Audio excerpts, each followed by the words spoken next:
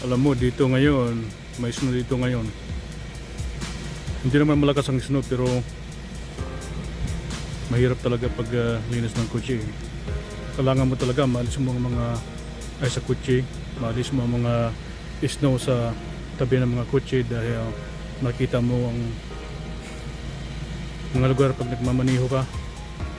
Kaya pag nag-snow talaga may extra fun talaga, extra fun dahil maglilinis ka ng kotse. Ganito maglilinis ako ng kotse. Napaka dami talaga ng nakakapit ng mga ice at snow dito sa kotse. Tingnan mo ito ayan.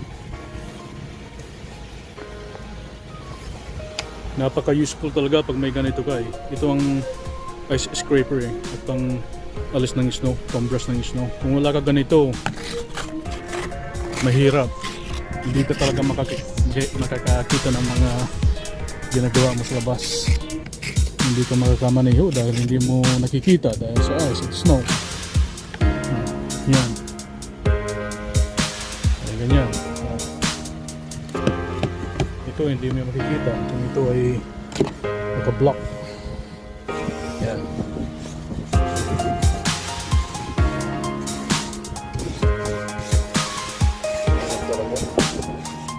Pero alam mo,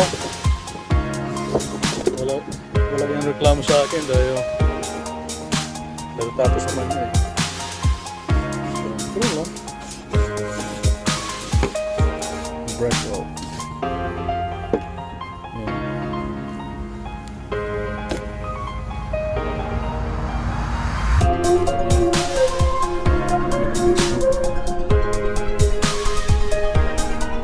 Clear ang area doon kasi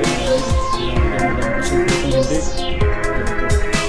napaka-delikado maniho.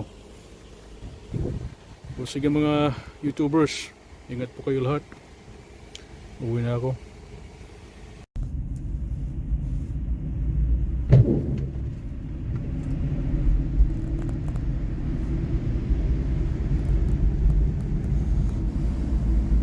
Yun, may aksidente guys.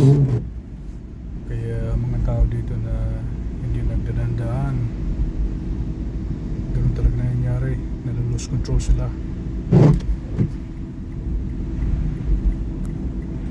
Sige, drive muna ako. Ingat. O yun, at last nakauwi ako.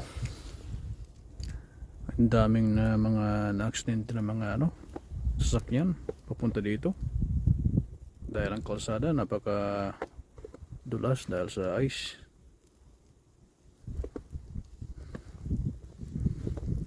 Ganito ang lugar dito ngayon yan. Pag may snow talaga dito na ganito at hindi ito na alis, delikado talaga. Daming mga nadi-discretion ng mga speeders.